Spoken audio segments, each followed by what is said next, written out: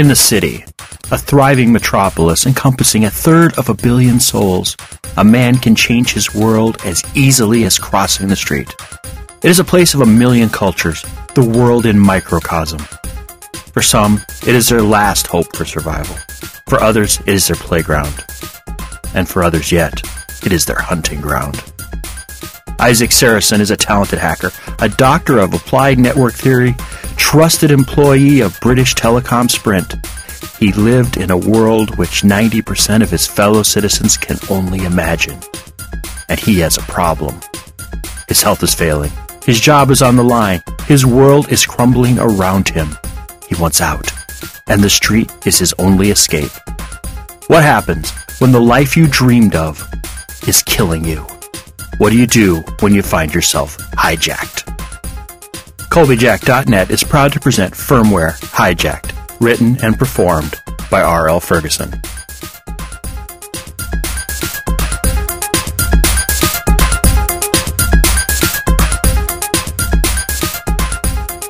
Firmware, Hijacked, Episode 12, 19. Shortly after dawn, I felt Nona slip into the bed next to me. Her flesh carried the early morning chill into my bed. I shuddered. "Morning," I whispered. She curled against me, an arm across my chest. "Didn't think I'd wake you." "Didn't expect you." I ran my fingers through her hair. She made small, satisfied noises. "Thank you for the earrings. I saw them and thought you might like them." Nona stiffened. "You don't have to be nice to me. I'll understand." "I don't do anything I don't want." "No, you don't have to pretend you like me. I don't expect you to." I stared at the ceiling. Was this what happens when you witness your family self-destruct? Was the willingness to suffer for a bed, a meal, and a roof the result of her upbringing? The harsh realities of Bebia Chicomia's house? Nothing in my life prepared me for someone so broken inside they didn't even know they were broken. "Did you choose to do what you did to me?" I couldn't say the word. My mind refused to acknowledge what she did to me. "Or did Leo make you?" There was a long silence. I heard my stomach gurgle. I felt her swallow. She felt tense against me. "I didn't want a babu boy for a husband." "A babu boy? What's that?" "Boy orphans, raised by the babus, grandfathers to boys with nowhere else to go. Girls are raised by bebias." "Grandmothers?" I asked. "Yes." Silence returned and stayed with us a long time. Babu boys and bebia girls are a part of the family. But we're also the lowest. We have no connections, no sponsors, no hope of rising beyond the most menial jobs. "So when Leo asked you to..." I stopped, regrouped, continued. "Leo offered you me. You saw me as a way out of the gutter." "My father and mother weren't part of the family. Their lives would never get better, nor mine or my brother's." Tears ran down Nona's face onto my chest. "Leo asked me if I wanted an Utsutkol, a foreigner, for a husband. He said you were a hotshot programmer. He said the family needs programmers. I'd be a powerful wife if I took you. Our children would have many advantages. Maybe even marry a Lumidizza." Good old Leo was a salesman on par with Frankie. I watched Frankie work a room back in grad school. He was phenomenal. Grad students are always broke and tired. Now, Frankie bought a suitcase full of muscle relaxants cheap from an acquaintance with access to a farm maker. Why he didn't make meth, I'll never understand. Frankie came down to the club. All the grad students hung out as we drove the business into the ground with our poverty and hogging of the tables. He rolled in with a briefcase under his arm and 3 jewels in his pocket. By the end of the night, he had a bale of jewels, no muscle relaxants, and no briefcase. He went from customer to customer, extolling the virtues of a good night's sleep caused by a tension-free back. He sold the briefcase to an MBA by revealing, in confidence, that all the best firms had secret recruiters on campus. These secret recruiters took note of such simple things as whether you carry a book bag or a briefcase. A briefcase puts you miles ahead of the competition. By the end of the week, Frankie had a line on a briefcase manufacturer. By the end of the semester, you could pick out the MBAs by the briefcases they carried. Leo struck me as having the same fire. 20. I woke about noon to pounding on the door. Nona lay curled in the covers. I pulled on a pair of pants and answered it. I checked the visitor screener. It was Bebia Chicomia, the woman from the window overlooking Masood's table. She wore a dour black dress and matching headscarf. Her nose jutted from her face like a hook. Her skin had the appearance of the city's train map. I opened the door a crack.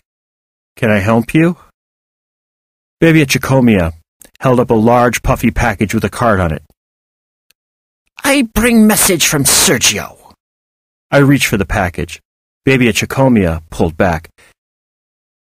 "You shouldn't come to the door without a shirt. What will the neighbors think?" I opened the door wider and stepped into the hall. Bebia Chicomia, more agile than I expected, slipped around me into the front room of my apartment. "Oh, what a large place you have," she said as she moved into the kitchen and peeked into cupboards. "Your cupboards are bare. Tisk, tisk. This is no way to run a house." Her eyes went to the darkened bedroom door. I moved ahead of her and pulled the door shut roughly. "Just moved in yesterday. Haven't had time to shop." Bebia Chicomia smiled evilly. "What are your intentions, Ishmael, now that you've stolen away my sweet innocent angel?" "You have a package for me?" "For you and Nona. You didn't answer my question." She looked in the bathroom and tutted. "This is not a home. You don't even have toothbrushes." "I'll take it," I said as I reached for the paper-wrapped package.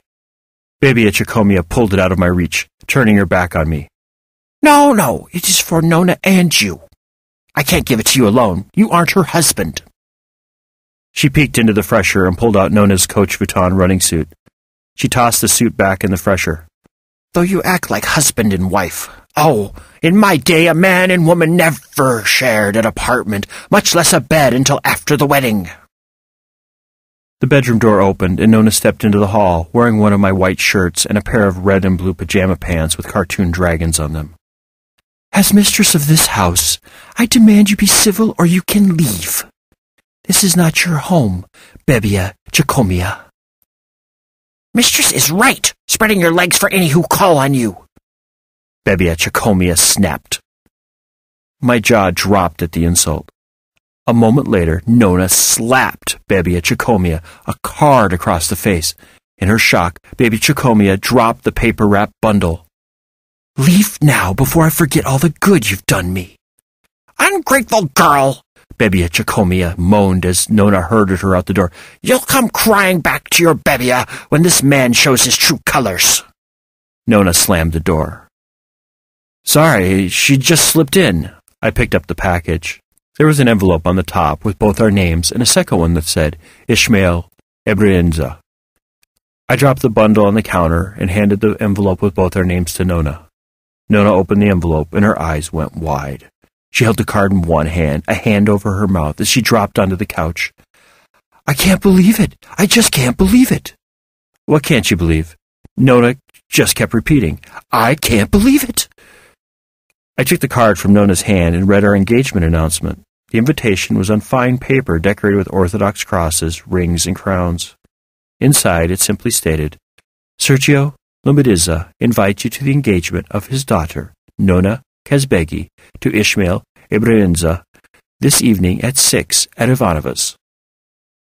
"He called you his daughter?" I stared in disbelief. "First they pull you in, then they make you feel like they are doing you a favor." "What time is it?" "Just past 3, I said, checking the clock on the fresher. "Good. There's enough time," Nona said with a smile. "Could I have 100 jewels?" "For what?" "Get my hair, makeup, and nails done?" Nona lowered her eyes. "I'll understand if you don't." I was lost in the moment. When I returned from the bedroom with the money, Nona was ripping the bundle open. There Nona stood, tears in her eyes, as she hugged a dress of baby blue fabric and white lace to her chest. On the counter lay a matching headscarf and purse. They were cheers of joy. I gave her more than she asked for. She thanked me with a kiss on the cheek before running out to perform the eldritch rites women do at beauty parlors. I opened the package addressed to Ishmael, Ebrienza. Inside were city ID documents, vehicle operation permits, insurance cards, and all the other paper flotsam and jetsam that define the existence of a man. The only question I had was how to pronounce Ebrienza. I still don't know how you do it. 21. At 6 o'clock, we were ready. Nona, her hair, nails, and makeup perfect for the occasion. The baby blue dress hung on her like a work of art. The dress was cut in the manner of alley dresses, a simple design that was more expensive than one first believes.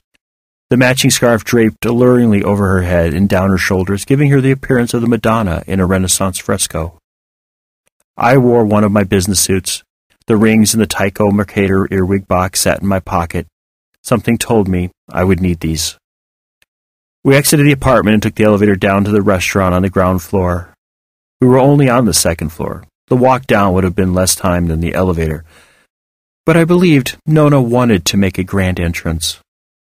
The elevator deposited us in an alcove just opposite the Meter D station. Nona clutched my arm tight as we walked into Ivanova's. A wall of sound greeted us. Georgian and English echoed across the room. Both languages competed to control the room. A 5-piece band on a low stage performed what I only assumed was Georgian folk music, to an audience more interested in hearing itself speak. We stepped into the milling crowd. Sergio waved to us as we entered. A tall blonde woman in a simply cut but elegant red dress stood at his side. She smiled and hugged Nona, kissing her lightly on each cheek as she offered her congratulations. "Sergio, you did not tell me how handsome he was!" The woman hugged me and then stood back and looked me over. "I think he was afraid I'd want you for myself." Sergio extended a hand. I shook it. "This is my wife, Nina."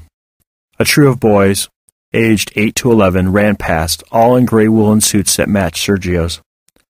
"Boys, get over here and meet Ishmael." The boys disappeared into the crowd. "Boys, what can you do with them?" "Nina, could you gather the boys?" Nina bid us luck and disappeared after the scampering children. "Thank you, sir. You didn't have to do this," I said to Sergio. "Oh, but I did. Honor demanded it." Sergio scanned the crowd. Baby Chicomio, with a dozen girls in cheap, off-the-rack peasant dresses, emerged from the crowd, small plates piled with small pastries. I frowned. Sergio caught my expression. "So you have met Bebia Chicomia. When I was a boy, she terrified me. I'd be up to no good, as boys are prone to do, and she'd slip up behind me and twist my ear until I was sure it would come off." Bebia Chicomia blatantly ignored me. The girls smiled at me. I saw Pixie at the tail of the procession. Pixie left the line, came to me, and took my hand. "Thank you for being so nice to Nona." Before I could respond, Bebia Chicomia barked at her. Pixie returned to the train of girls who gathered around Nona. Nona looked at me with imploring eyes. Her lips moved with the words, "Get me away from her." I shook my head and smiled. It was the bed she'd made and lain in. Time for her to take credit. A line of men formed before me. Sergio smiled as the men of the Lumadiza family, from the highest captain in his finely tailored suit to the lowest babu boy in his running suit, the colors turned to somber patterns, presented themselves to me. Each bore an envelope. My pockets bulged with envelopes before I was able to ask Sergio about them. "They are showing their respects. It is only appropriate for a man of your standing when he joins the family to be shown how much he is valued." I thought about that as I pumped the arms and endured the kisses of the men of the Lumadiza family. If Sergio hadn't put himself out as the father of the bride, how that worked I have never figured out. None of these men would even acknowledge me. This applied doubly to the runner boy Nicole. or Dimitri's man, David. They came together at the end of the line. They went through the motions of congratulating me and Nona, but their eyes told another story. They were mad. Nicole worked the same corner as Nona. There probably wasn't anyone closer to her in the world. If he was a Babu boy, he might have thought of marrying her someday. As far as David, he was just out of his teens, strong, aggressive, used to getting what he wanted, and employed by the family to use those special skills. Had he had his eye on Nona? Was he another spurned suitor, the product of Leo's scheming? When it came down to it, what did the little Mediza family want me for? What made me so important? I looked around Ivanova's. The food and drink flowed like water. There must have been at least 300 people in attendance. The cost of this event alone dwarfed my income for the current year to date. Sergio would come to collect. Of that I was sure.